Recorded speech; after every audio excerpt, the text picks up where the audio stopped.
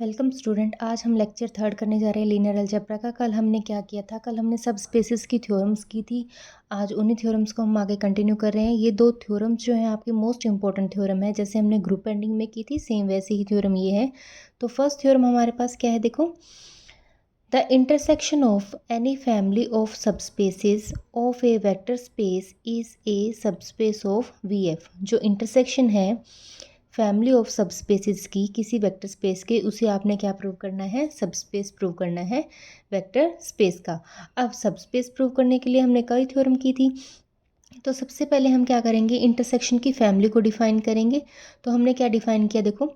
Late W1 W2 WR be the subspaces of a vector space. ये हमने क्या ले लिया? सबस्पेस ले ली किसी वेक्टर स्पेस की। अब आपने क्या करना है? जितने भी हमने ये सबस्पेस डिफाइन करने हैं, इनकी इंटरसेक्शन को क्या प्रूव करना है? सबस्पेस प्रूव करना है। तो सबसे पहले हम क्या करेंगे? एक इंटरसेक्शन को डिफाइन करेंगे। Let W equals to intersection of WR be the intersection of given family of subspaces of VF। तो हमने इंटरसेक्शन को क्या नाम दे दिया? W नाम दे दिया। अब आपने क्या करना है? इस W को क्या प्रूव करना है? सबस्पेस प्रूव करना है इस वेक्टर स्पेस का। ठीक है। तो सबसे पहले वेक्टर स्पेस की कंडीशन क्या होती है कि जिस भी सेट को आप प्रूव करना चाहते हो कि वो सबस्पेस है, उस सेट को सबसे पहले हम नॉन एम्प्टी प्रूव करते हैं। तो नॉन एम्प्टी प्रूव करने के लिए हमने क्या किया कि अगर हम इंटरसेक्शन को क्या बोल रहे हैं? W बोल रहे हैं। तो सबसे पहले इस इंटरसेक्शन में क्या होगा? एक जीरो एलिमेंट होगा फॉर ऑल R के लिए। दिस इम्प्लाइज दैट अगर ज़ीरो जो है वो इनकी इंटरसेक्शन में है, ठीक है, और इंटरसेक्शन किसके इक्वल है? W के इक्वल है। तो इसका मतलब W जो था वो कैसा प्रूव हो गया? नॉन एम्प्टी प्रूव हो गया। ठीक है। तो यहाँ से सबसे पहले आपने इस W को क्या प्रूव कर दिया? Non empty. Non empty prove करने के बाद आप इस W को आप क्या प्रूव करोगे? सबस्पेस प्रूव करोगे। सबस्पेस प्रूव करने के लिए जो थ्योरम का रिजल्ट था वो हम अप्लाई करेंगे। फर्स्ट जो थ्योरम थी वो हमारे पास किस टाइप की थी? AU प्लस V टाइप की थी। एक और थ्योरम हमने की थी जिसका रिजल्ट क्या था? AU प्लस BV जो है वो किस में चला जाए? W में चला जाए। ठीक है। तो उसी के अकॉर्डिंग हम प्रूव करेंगे। अब सबसे पहले देखो हमारे पास क्या है? Since WR is a subspace of V। अब WR को हम क्या बोल रहे हैं? सबस्पेस बोल रहे हैं VF का। ठीक है। तो देयरफॉर अगर WR जो है वो सबस्पेस है तो हम क्या करेंगे? दो स्केलर किस में से लेके चलेंगे? फील्ड में से लेके चलेंगे। एंड U और V जो हैं वो किसके एलिमेंट होंगे? इस WR की। ठीक है। अगर दो एलिमेंट हम U और V WR में से ले रहे हैं, देन AU प्लस BV जो कंपोजिशन है वो किस में जाएगी? R में जाएगी। फोर और R के लिए इक्वेशन फर्स्ट हो जाएगी आपकी। अब लेट हमने क्या किया? अगर हम ये एलिमेंट इसमें बोल रहे हैं कि U और V किस में से लिए? हमने इस सबस्पेस में से लिए हैं। Also let U and V किसके एलिमेंट हैं? Sorry, A and B belongs to F होगा। एंड U एंड V किस में बिलोंग किए जाएंगे? W में भी होंगे। W को हमने क्या बोला? इनकी इंटरसेक्शन बोली है। ठीक है। तो यहाँ से क्या रिजल्ट इंप्लाई होता है? A B belongs to F and U and B belongs to WR है फॉर ऑल R के लिए। तो इनका जो कंपोजिशन है, जो ये कंपोजिशन हमने डिफाइन की थी, AU plus BV belongs to WR। ठीक है। तो ये किस में जाएगी? WR में जाएगी। बाय यूजिंग फर्स्ट को यूज़ कर रहे हैं। अगर ये कंपोजिशन WR में है तो ऑब्वियस सी बात है ये उनकी।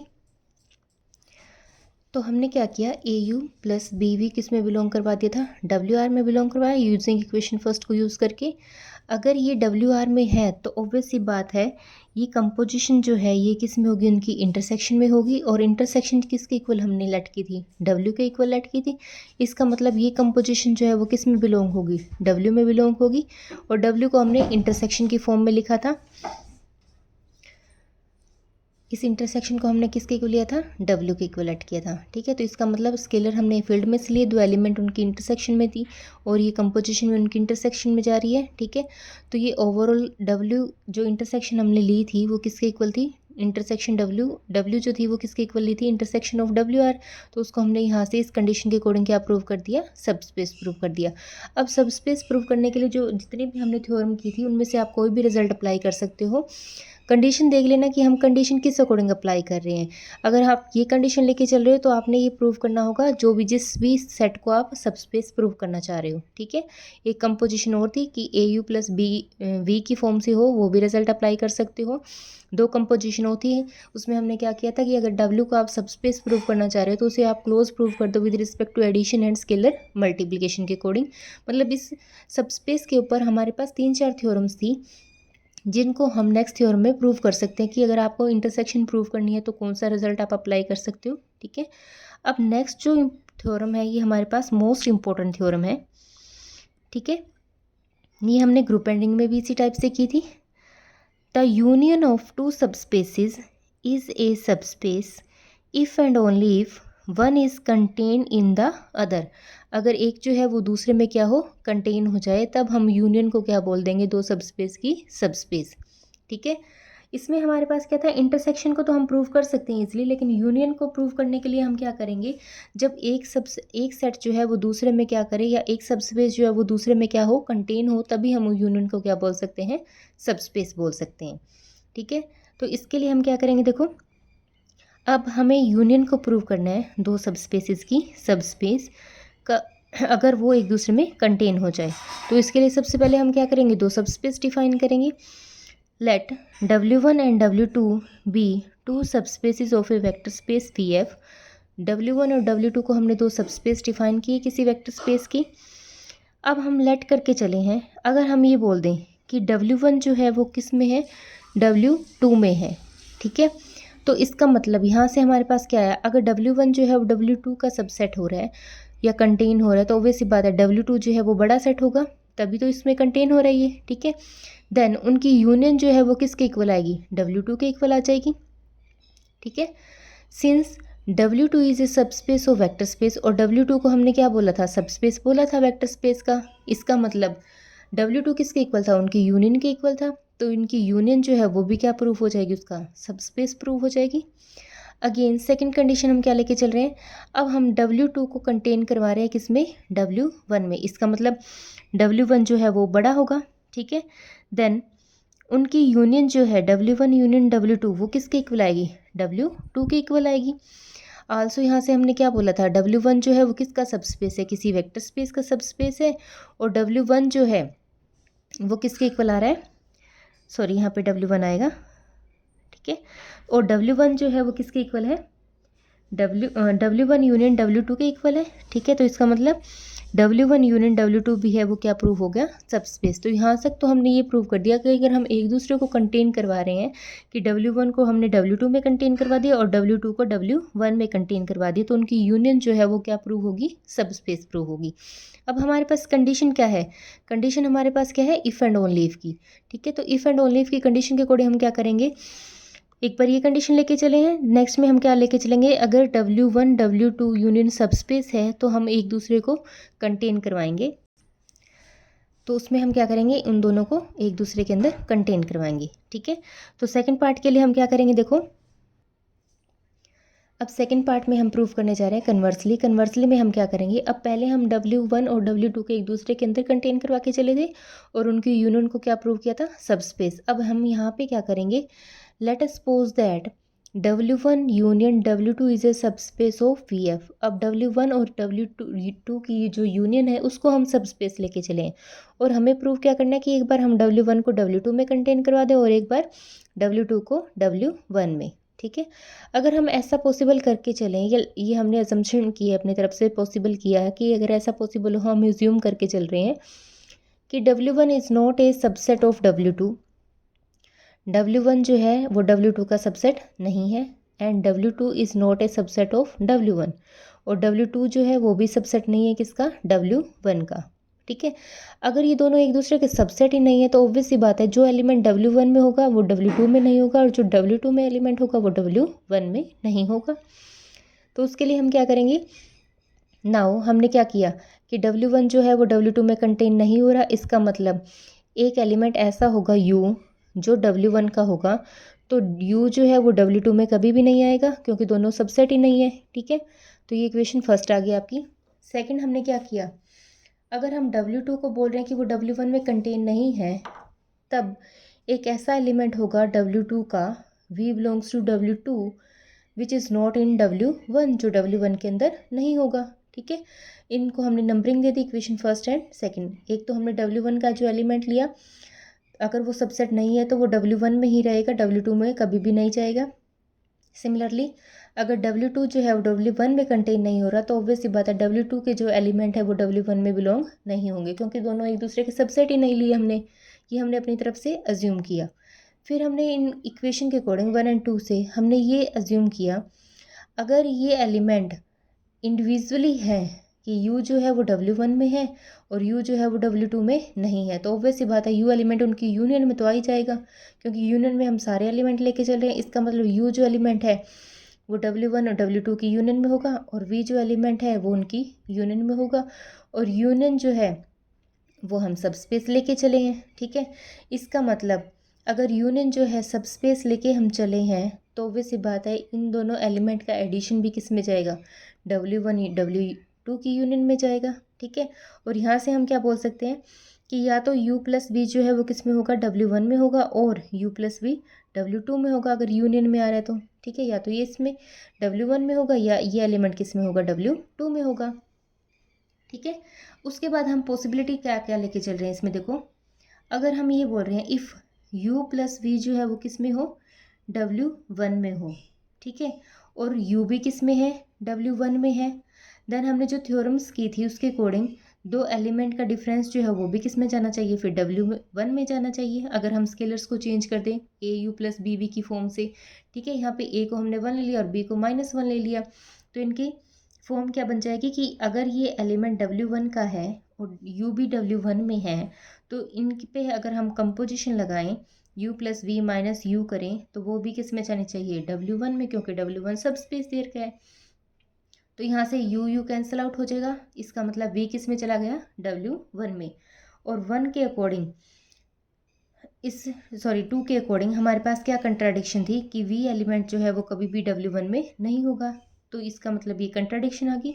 सिमिलरली अगेन हम ये पॉसिबिलिटी लेके चलें कि U प्लस V जो है वो W2 में है और V भी किस में है, W2 में है, तो इनकी कंपोजिशन जो है U plus V minus V वो भी किस में होगी, W2 में होगी।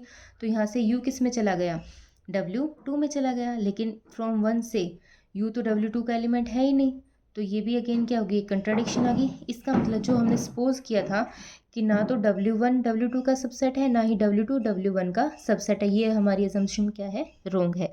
इसका मतलब अगर हमें रिजल्ट प्रूव करना है, तो रिजल्ट प्रूव करने के लिए हमारे पास यही रिजल्ट बनता है कि या तो आइदर W1 कंटेन W2 और W2 कंटेन W1।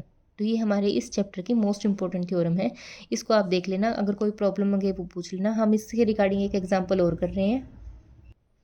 हाँ जी, नेक्स्ट हमारे पास है the union of two subspaces is a vector space V3R may not be a subspace of V3R।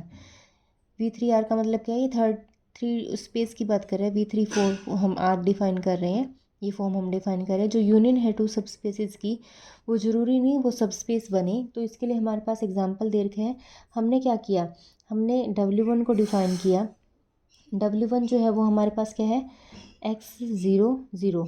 अब V3 का मतलब ये टप्पल ऑफ 3 बनेगा। ठीक है, और X जो है वो हमारे पास क्या होगा, रियल में से लेके इसके फील्ड में से। ठीक है, एंड W2 को भी हमने डिफाइन किया। W2 हमारा कुछ इस टाइप से है 0 Y 0।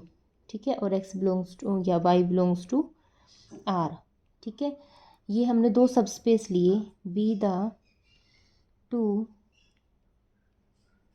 सब स्पेसिस ऑफ V3R, इसके हमने दो सब स्पेस डिफाइन किए। अब हमने दो एलिमेंट लिए, लेट UV बिलोंग्स टू क्या है, W1 यूनियन W2। ठीक है, तो U जो है वो अगर इनकी यूनियन में हम लेके चल रहे हैं, तो U जो है वो W1 में होगा। ठीक है, और V जो है वो W2 में होगा, अगर तो एलिमेंट हम इनकी यूनियन में से बोल रहे हैं। ठीक है, तो U को हमने डिफाइन कर लिया, एक्चुअल में U किस टाइप का है, तो U हमने W1 से लिया, तो U इसी टाइप का एलिमेंट होगा, तो U हमने बोल दिया इस फॉर्म का है 0 0। ठीक है, और V हमने W2 में से बोला और W2 को हमने डिफाइन कर दिया जिसमें इस टाइप के टप्पल है। ठीक है, तो वी हमारे पास कैसा आ गया 0y0 टाइप का, ठीक है, वेयर एक्स एंड वाई जो है वो हमने रियल में से लिए, ठीक है। अब हमने क्या किया, उनकी यूनियन को डिफाइन किया। अब यूनियन में तो ये दोनों टाइप के एलिमेंट आएंगे, तो उसको हमने एक नई कंपोजिशन डिफाइन कर दी W, और W जो है वो किस टाइप का होगा, x00, और W जो है वो किस टाइप का हो सकता है 0y0 का, ठीक है, for all x and y belongs to R। ये हमने इनकी यूनियन को डिफाइन कर दिया। अब हमने क्या बोला, हमने ये बोला कि u प्लस v जो है, या सॉरी u जो एंड v जो है वो किस में है, W1 यूनियन W2 में है। तो उनका एडिशन u प्लस v करने पे हमारे पास क्या रिजल्ट आएगा, x00 प्लस 0y0।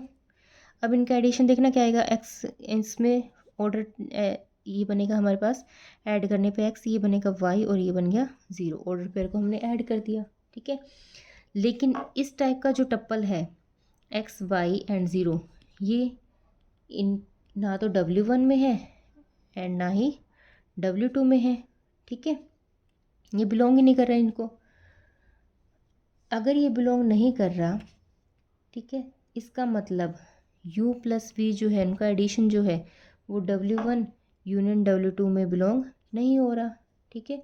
इसका मतलब अगर एडिशन ही नहीं गया तो W1 यूनियन W2 जो है वो क्या होगा, is not closed with respect to vector addition, ठीक है। अगर ये फर्स्ट कंपोजिशन ही होल्ड नहीं कर रहा तो हम W1 यूनियन W2 को इज़ नॉट ए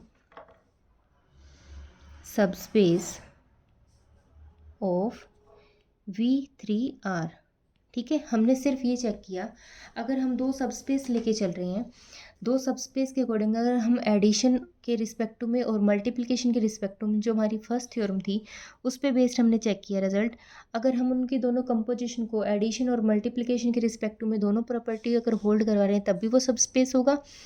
तो हमने एक ही प्रॉपर्टी चेक करके देख ली, यहाँ पे W1 को डिफाइन किया एंड W2 को डिफाइन किया, और उसकी यूनियन को आपने सबस्पेस प्रूव करना था, ठीक है। तो उसमें हमने क्या किया, कंपोजिशन लगा के देखी, अगर ये कंपोजिशन U में W1 एंड W2 की यूनियन में चली जाती तब तो हम इसे सबस्पेस बोल सकते थे। अब हमारे पास इस टाइप की कंपोजिशन है ही नहीं, तो इसका मतलब ये हमारे पास सबस्पेस नहीं बनेगा, ठीक है। तो आज के टॉपिक में हम इतना ही करेंगे, कल हम इसके और एग्जाम्पल करेंगे। Thank you.